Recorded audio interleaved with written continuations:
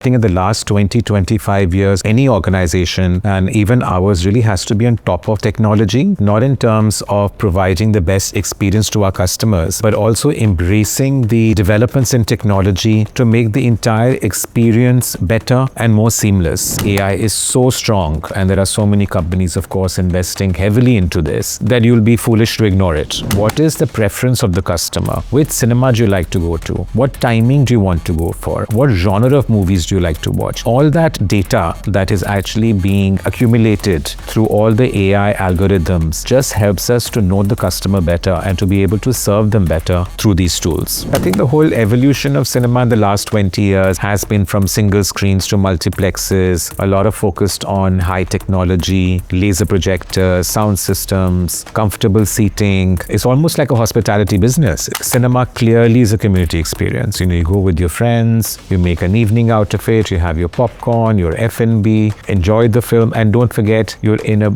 massive auditorium with the big screen. So many films, and there's so many offers that are come our way for re-releases because they've been quite successful over the last 2 years. We had Sanam Teri Kasam and Rockstar and Ye Jawani Hai Diwani. This is a new generation that probably hadn't seen movie when it came out, and now they're getting to watch that film on the big screen. Anime was unheard of in this country about 2.5 years ago, but through very sort of intense social listening, we actually got comments and comments about releasing Demon Slayer back in the days, which is the 70s. If a big film came out, of course, everybody went, the entire family. It was an event. Women wore their saris, their jewelry, their fine shoes, men dressed up. I must have been pretty young. We went to a local cinema near our house called Liberty Cinema in Karol Bagh, and I watched Sholay. That was for me the first experience of a film on a big screen. I'd like to share an experience of Ye Jawani Hai Diwani.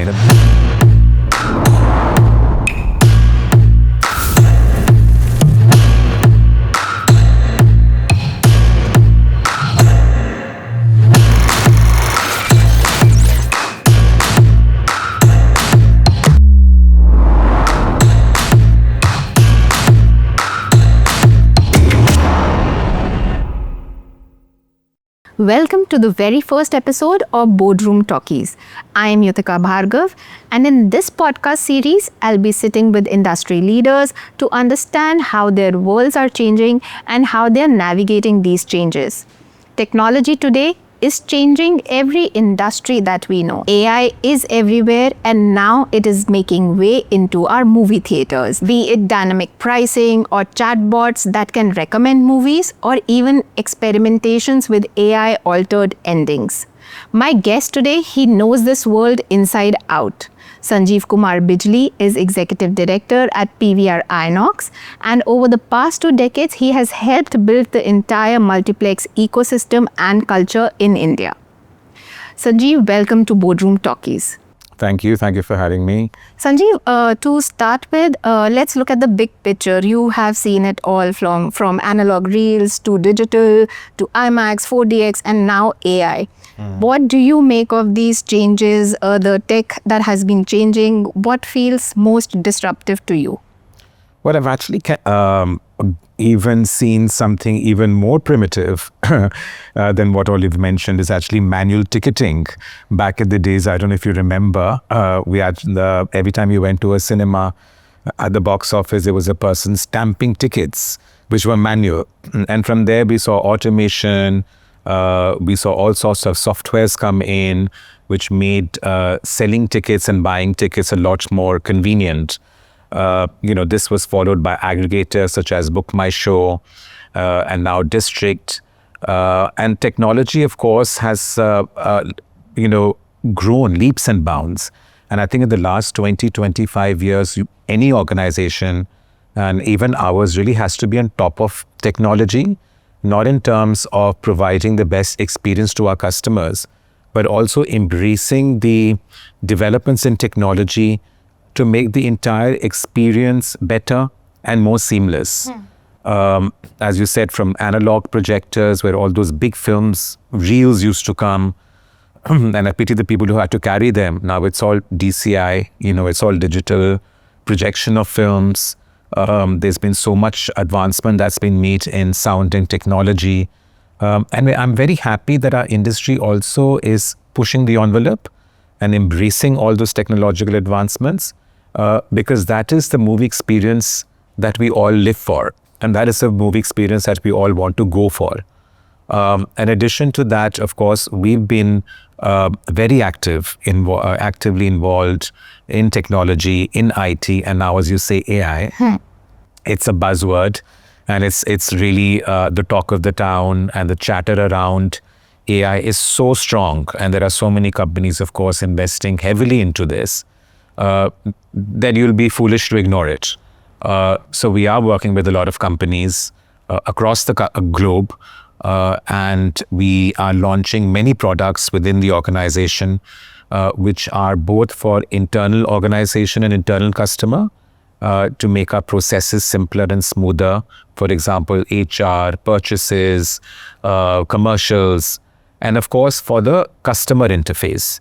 As far as the customer interface is concerned, we recently launched a chatbot called MJ, which is Movie Jockey, which basically has been there to resolve as many issues as you have as a customer. So it's not just to book tickets seamlessly. It also helps in answering questions and queries about films and timings, which cinema is it playing, where is it playing, and also helps you in ordering your F&B items before you actually enter the cinema. And we have other experiments going on as well. Our app is something which was going under redevelopment as well.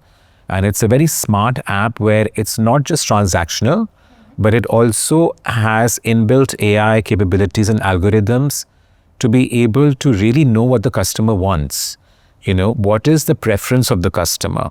Which cinema do you like to go to? What timing do you want to go for? What F&B do you order? What genre of movies do you like to watch? Which seat do you want to sit on? So all that data that is actually being accumulated through all the AI algorithms just helps us to know the customer better and to be able to serve them better through these tools. Sanjeev, I would like to go deeper into what you're doing with AI at PVR. Before that, I want to take a step back and know, you also talked about emotions of movies. Yeah. So, do you remember your first time at theater, and what was that experience? What stayed with you? You know, I can't remember exactly how old I was, but I must have been pretty young, maybe about 5-6 years old. And we went to a local cinema near our house called Liberty Cinema in Karol Bagh. And I watched Sholay. And there was about 30 to 40 family members who actually went to watch that film.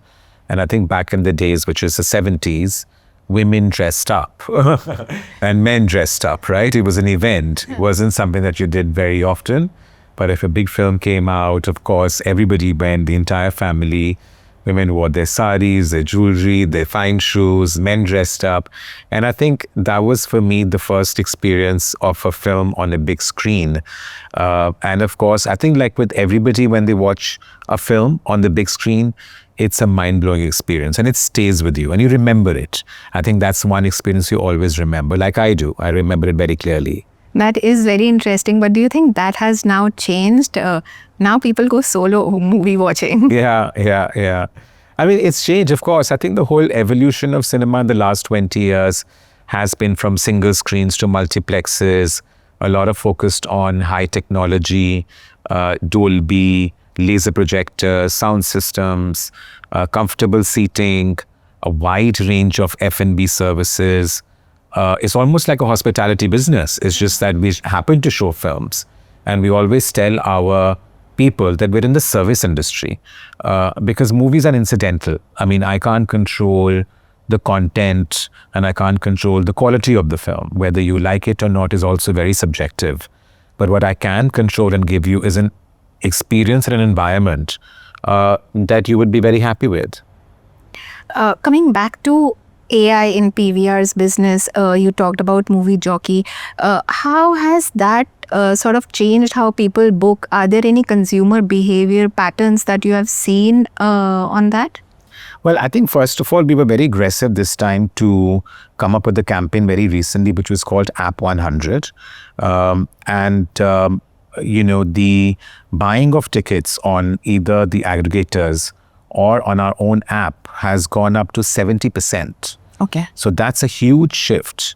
I think only 30% of people now really come physically to the box office, which is very less. I don't even know why we have a box office now, because honestly, there's like everything is happening online. So that was a very, very successful campaign for us, because what it did was, and what we did was, we actually encouraged the customers to download the app and get 100 rupees off on their first transaction. And therefore, what you're doing is getting very rich data. You're getting this phenomenal data of customer behavior, their name, their preferences, the genres they like, as I said, the timings they want to go and watch.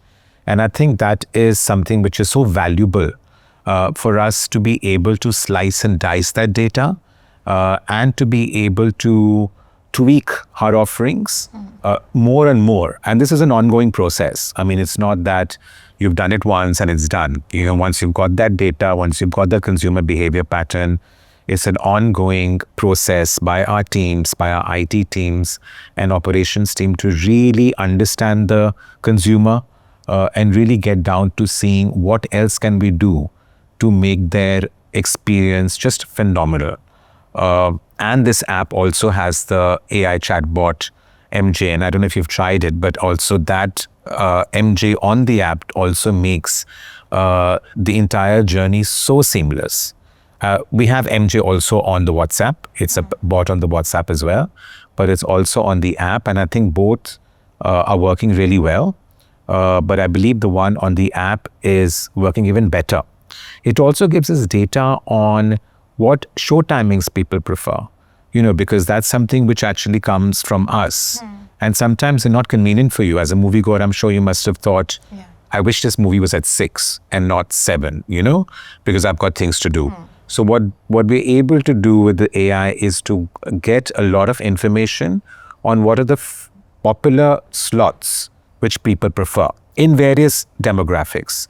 Noida might be different, Gurgaon is different, Delhi is different, Patna is different. Every city, every sort of place is very different in terms of its consumption behavior.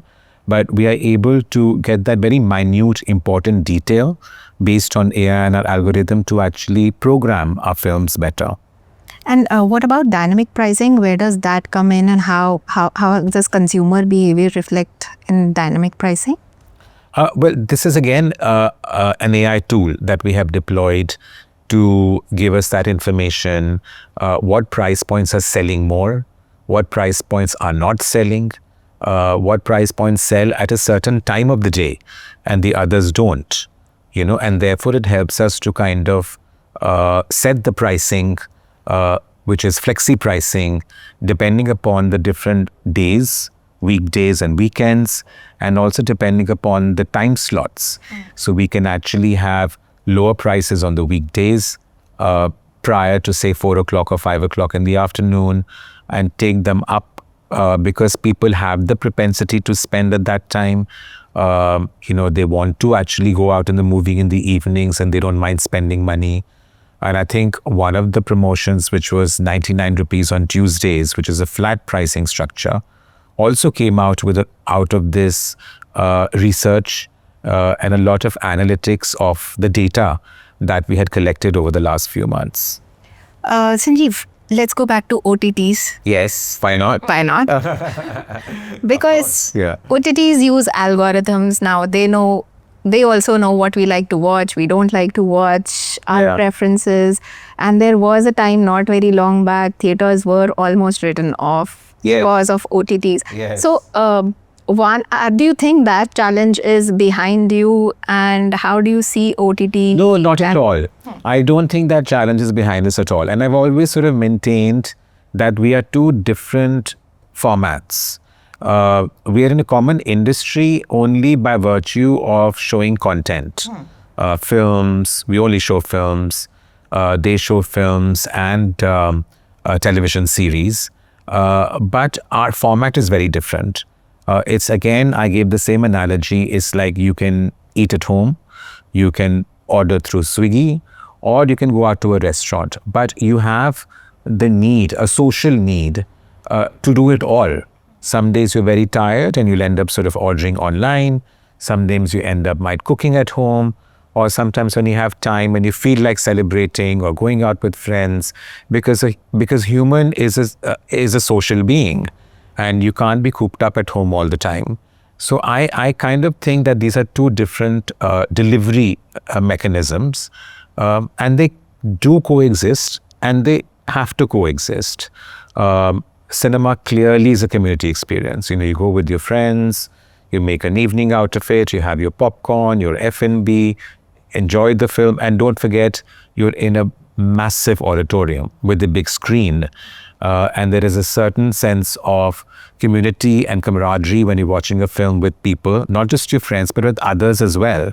And actually seeing that reaction, you kind of feed off from each other's reactions. Even if they're strangers, you feed off from that reaction, and that kind of elevates your experience if it's a good film. Recent point being Sayara. I don't think you could have actually watched that at home alone, right? Because that whole atmosphere became so dynamic in the theater. And I think that's what made the experience equally joyful as the content that they had made. So I think they'll coexist even in times to come. So when you are watching OTT, do you watch OTT one? No, I do. So I'm like, my behavior is like any other human. I'm basically, again, as I said, I eat at home, I go out sometimes, so I have the same human needs and human emotional behavior. So I do watch OTT sometimes when I do not have the time to go and watch a film, or I don't find a film that I want to watch. So yeah, so I do both. But when you watch, when you binge watch or something, do you feel like, oh, this should have been in a theater? Have you had that experience that watching something and you're like, I miss for this movie or for this thing, I miss the big No, we would like experience. maximum content to release on the screens. And I think the industry has come to a very good understanding of windowing, which is to actually release a film first theatrically, and then it goes to OTT platforms after 8 weeks.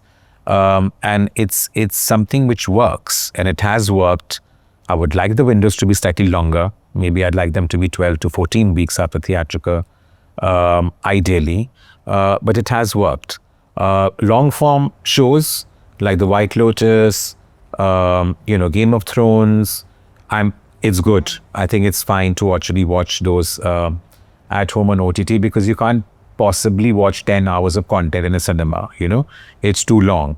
But movies, by and large, and for me, and I'm not being biased, I guess, my first preference would always be a cinema, because of the same reasons that I have given, because a darkened auditorium with a large screen, with a phenomenal sound system and a projection system, and that feeling of community is something which you can't replace. Sanjeev, you also talked about how humans are social beings, and there's a lot of consumer behavior study sort of involved in the business that you also do. Yeah. One, do you use tech for that aspect as well? And you talked about social needs, but we are also talking about Gen Z who would maybe like to come alone. For them, how do you build an experience for them? How is this industry changing with the changing generation, where social needs may not be that big a pull? We do a lot of focus groups, and we started to do a lot of focus groups. And I personally conducted a lot of focus group with the Gen Zs. They're from 18 to 24 and 25. And you're right, their behavior has changed a lot. There was a lot coming out in those focus groups where they like to spend time with each other as friends, sitting at home and chatting with each other, playing sport like pickle and paddle, and doing all these kind of things which are sort of more healthy, and they love doing all this outdoor activities and sports now, which is probably what happened in the West earlier. But now activity is catching up a lot more in India as well. Yeah, so they are slightly different from what we were. They like content, but they are choosy about the content they want to watch. They'll come and watch F1, Superman, Jurassic Park, so they'll come and watch what resonates with them, which has been hugely marketed, and they've been big fans of Marvel and all these IPs. So it's not that they don't come for films. I think where we first of all need to still go back to the basics and provide them with a phenomenal experience. Our product has to be great, not in terms of just the physical attributes, but also the soft touch, the service, the uniforms that we work on, the food quality that we work on, the service on seats that we provide in some cases, and the ease of booking that we are trying to make it better and better. I'm not saying our ease of booking is the best. There's a journey. Our app and website still needs a lot of work. And we continue to put in a lot of money and resources and people to actually make sure that it's something which is very native to the Gen Z, that they actually find it as easy as a Blinkit or as easy as a Swiggy to sort of book a ticket and get there. So the Gen Z doesn't like frictions. We still were a generation where we wouldn't mind queuing up, be at the box office or at the concession, and then going inside. They don't want that. They want something which is very seamless, and it is augmented by technology. So these are the things that we are working on. And within the cinemas itself, now we've realized that why just have our open foyer spaces only as a holding point and only as a point where they buy popcorn and Pepsi. So we're transforming some of those foyers. We're including gaming, we're including pool tables, we're putting dart rooms, we're putting photo booths, all sorts of other things also. We're putting a co-working station where you can just come with your laptop and just plugging in and start working there, We're putting trailer screens at the co-working spaces so that while they're working, they can even see what's coming up in the theaters very soon without actually buying a ticket for the cinemas. So creating an environment for them which is very young, which is very youthful, and which is more than just buying a ticket for a film. So if they don't want to watch a film, they can still come to the premises and they can still enjoy a lot of other facilities. Sanjeev, you talked about gaming. You have bars. We are sitting in one of those.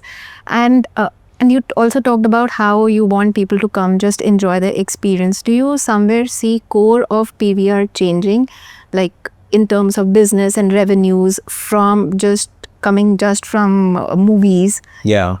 From these experiences, how do you see that balance? I see that as a change. I see that as a pivot. And I see that as a pivot responding to the new market and the demands of the new people, the demands of Gen Z. So I think this is a pivot that we thought of a couple of years ago, that why not sort of bring people into the premises and actually give them more than what the traditional cinemas gave them, right? So we don't want to just show them a film, sell them a popcorn and ask them to leave. We want it to be a lot more wholesome experience. So there is a certain sense of belonging. There are certain activities which resonate with them, these AR games and VR games and all these new things that are coming out. And it also encourages stickiness at the premises, so they can spend more time and enjoy the premises as much as they can. You're also bringing in a new dining experience, and I believe that uses a lot of AI somewhere. What is that? It's a concept that we haven't opened yet, but we're still working on it. It should be ready hopefully in about 2-3 months or maybe less. It's in Bangalore. And I've always found Bangalore a very exciting market to do new experiments. I think they're very sort of amenable and open to accepting new formats and new experiences. So it's going to come up in a mall, and it's a full dine-in experience. So basically, you do get a proper table, you do get a proper menu, proper service on those tables, and at the same time you're watching a film on the big screen. So it's a slightly tweaked version of our director's cut and gold class. It's a much more interactive and a much more social environment where you can sit and have a meal and watch a film. Yeah. Sanjeev, I'd like your thoughts on AI and creativity. Recently, we had a lot of intense debate about a film changing the ending using AI.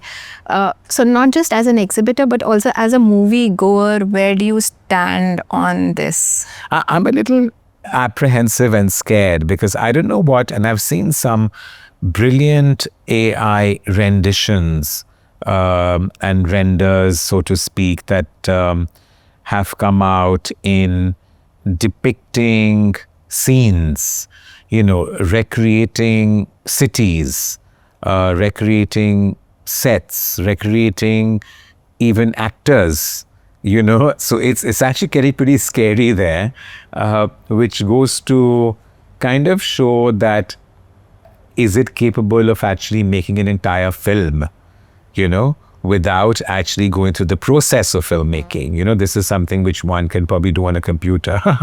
So that's a bit scary, changing the endings, de-aging, all of that is possible now through AI. And I think on a very macro level, people who support AI and who are detractors of AI talk about both sides of it, because as I said, technology can be a boon and a bane, right?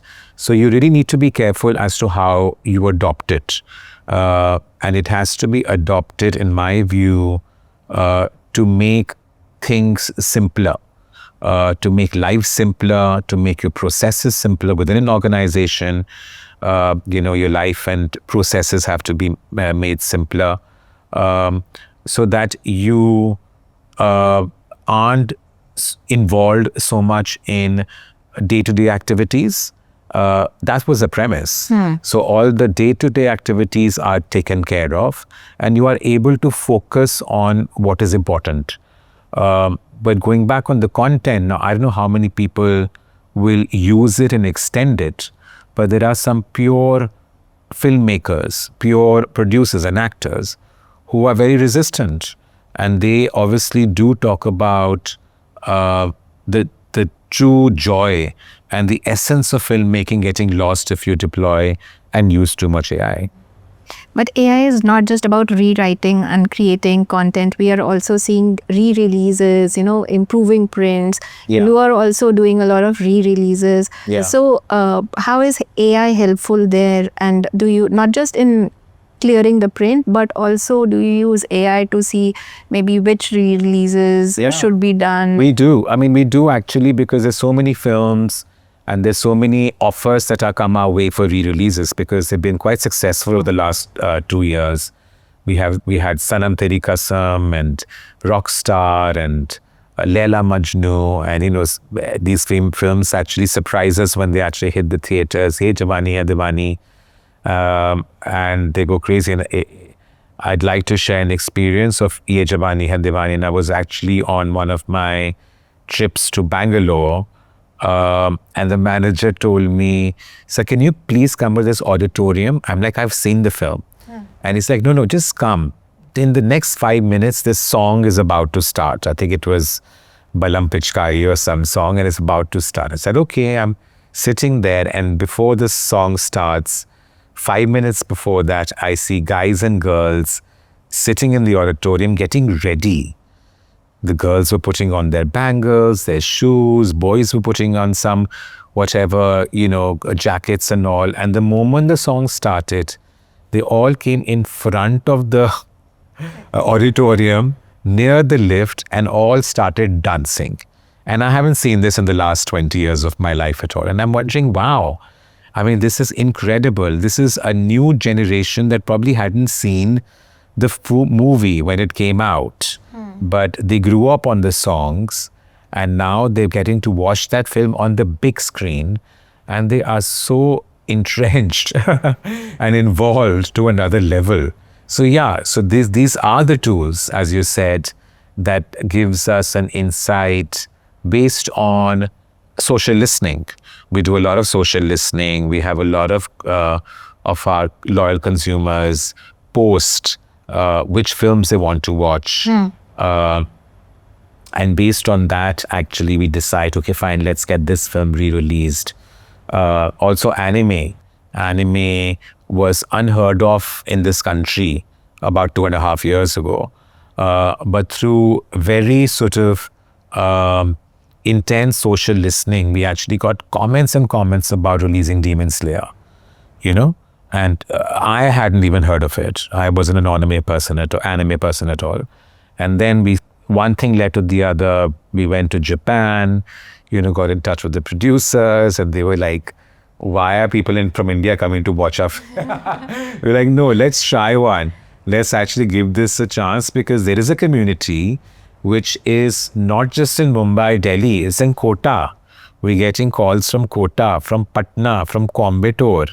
And that is the power of social media and social listening and AI, that you really get to know what consumers really want. And if you're able to give that to them, we've done our job. But have there been instances that you were surprised, like Ye Jawani Diwani, you said? Yeah. So, but was there an instance where AI said that this re-release or this could do really well, but it fell a little short of expectations? Yeah, I think, but that's the nature of the business. I think that is the nature of the business, but we don't always get it right. There are films that we have high expectations of, be it re-releases or new releases. They may not perform as well as we imagine them to be or we hope them to be. But also the beauty and the nature of the business is that for every film that didn't do well in August, let's sort of not take a name perhaps, suddenly a Loka and a Conjuring has come, and it's completely compensated for the losses of the film that we thought it will do well. So the good ones don't underperform, but the sleeper hits overperform so much that water find its soul level. Yeah. But how has that process changed, like selecting movies, how many shows for a movie, how long does a movie run? Is AI in that also? How? Yes, it is. Yeah. How does that work? Could you? I mean, again, we have this AI tool that determines, like, if there is a buzz for a certain film, there are box office reports which are supporting the success of the film, and therefore how many shows do we need to program, what slots do we need to give, what timings do we need to give. So it's all very sort of IT driven and all very sort of AI driven, that helps us to actually maximize the programming. We call it programming, maximize the programming. And again, it's not always that we get it right. There's a lot of trial and error. There's always learning, because there's also, you must remember, are new tools. They are still evolving. And AI, artificial intelligence, as a tool, needs a lot of information. So we don't have years and years of information. We have probably a year of information. And all that information and data and algorithm is something that we need to build on. And therefore, then only we'll be able to fine-tune to a certain degree, again, not in an entirety, but to a large degree, we'll be able to fine-tune as to how we must slot and program the films. Sanjeev, you were talking about anime and alternate content.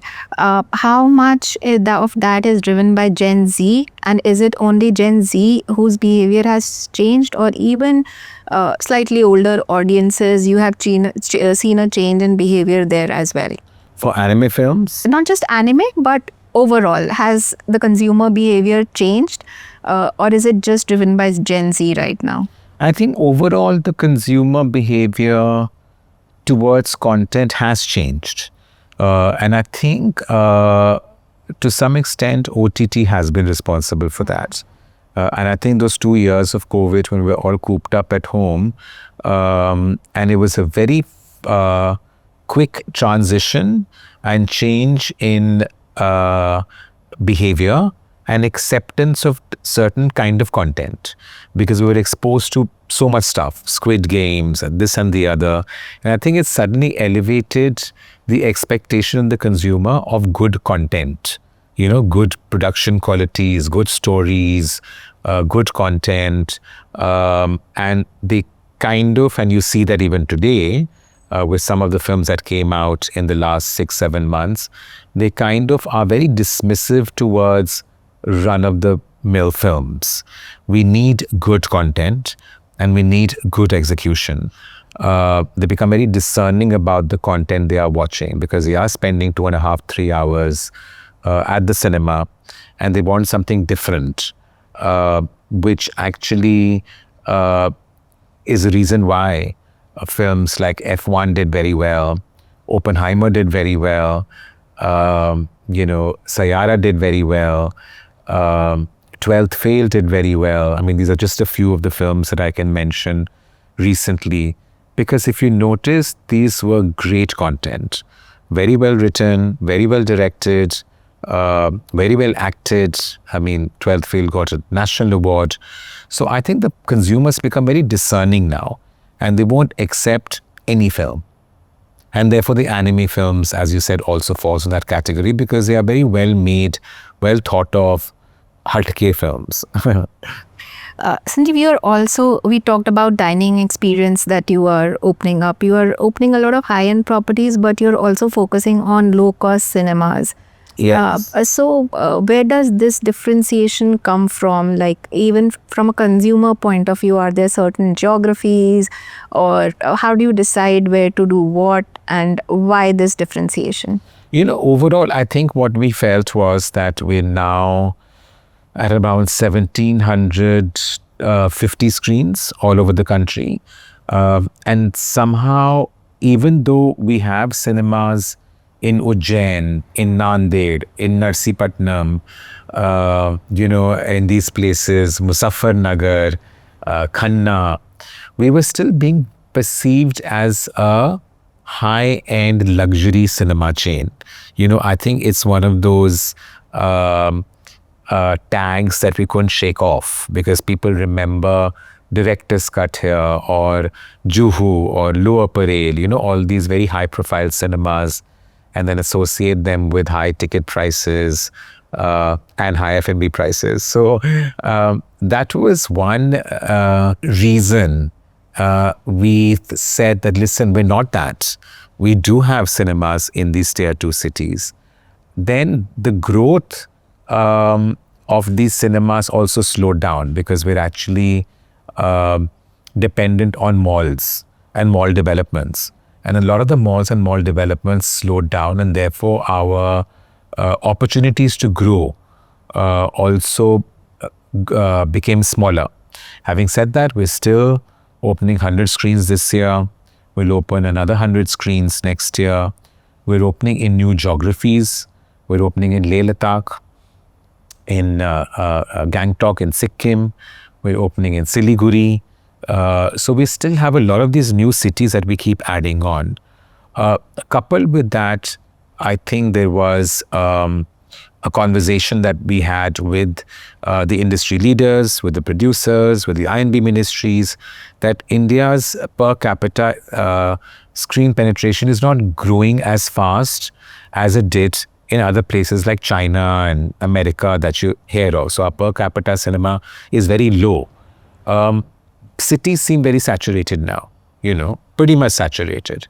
So then where do you go? And where do you go is where the gaps are. So there are a lot of gaps in tier 2 or tier 3 cities where they don't have cinemas, or where they don't have good cinemas. And that is the reason why we have now launched a low-cost model, smart cinemas, we're calling them. It's still in its stage of putting things together. We still don't have a proof of concept. We're still putting the paper in place. Okay. But having said that, only while doing that, we've identified so many places where we can provide a great, hygienic, cinematic experience at a low price point. And I think that will definitely be a very substantial growth driver to increase the number of screens in these places. Because everybody likes to watch films. But if there's no supply in their towns and cities, if they don't have a great cinema, then that's opportunity and business loss for us. And that's a opportunity loss for the consumer. So would we also see creation of spaces like gaming and all in these properties also, or for urban areas or for like big metro cities, revenue drivers will be these gaming, bars, restaurant lounges, and for more smaller towns and cities, it will be low cost, just the movie going theater. So the low cost model basically, which we're still evolving, is obviously, first of all, the geography has to be very important. Where we open these places, there are places that we've got in Northeast, in South India, in UP and Bihar, all across the country. We've got these opportunities where they want a cinema, and there's no cinema for miles, you know. And we all sort of complain about the box office numbers not reaching the numbers that we want to. And how will they reach those numbers when that supply is not available?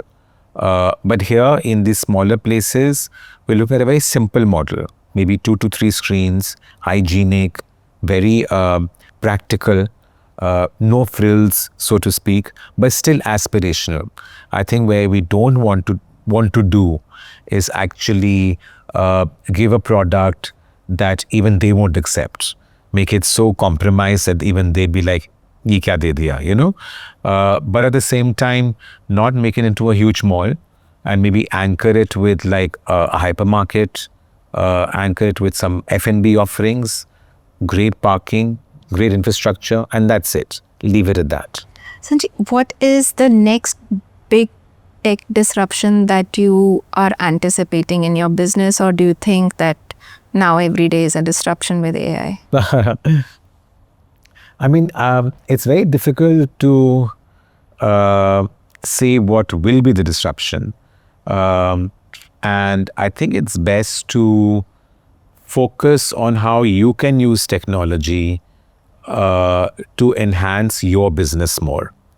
You know, and I think all the buzzwords of AI is something that we have to embrace wholeheartedly. We can't ignore it, and we have to use, because every application has different scenarios, and it's going to benefit different businesses, right? So we have to see what is out there, which other companies, be it Proximity or ChatGPT, that we can work with. And I think our philosophy has been to use these partners and tell them what we really want. We really need to sort of like articulate what our vision is.